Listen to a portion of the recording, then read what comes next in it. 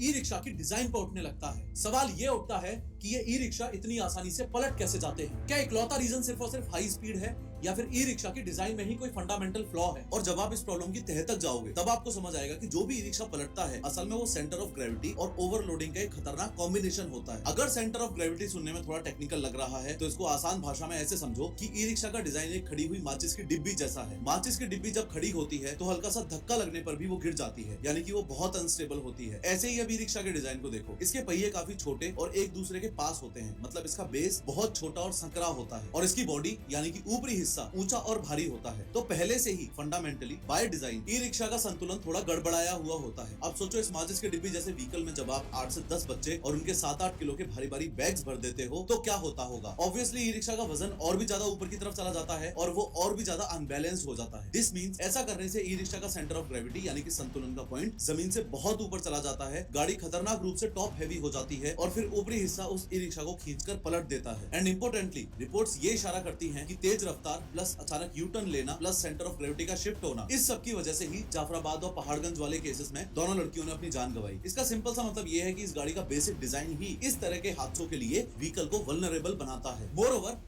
इसकी जो design based problem है वो सिर्फ सेंटर ऑफ ग्रेविटी को लेके नहीं है, इस ई रिक्शा की डिजाइन बेस्ड प्रॉब्लम अंदर बैठे हुए पैसेंजर्स की सेफ्टी को लेके भी है। साफ साफ शब्दों में अगर कहूं तो ई रिक्शा में अंदर बैठे हुए पैसेंजर्स के लिए कोई प्रोटेक्शन नहीं है। ये एक खुले पिंजरे की तरह है। स्कूल बस या वैन में बॉडी होती है पर ई रिक्शा खुला होता है। अगर टक्कर हुई तो बच्चे सीधा सड़क पर गिरेंगे या दूसरी गाड़ी के नीचे आएंगे। कोई दरवाजा नहीं है जो उन्हें बचा सके। और ऐसे में जब कोई प्रोटेक्शन ही ना हो तो सिर्फ स्कूल के बच्चे अनसेफ नहीं है,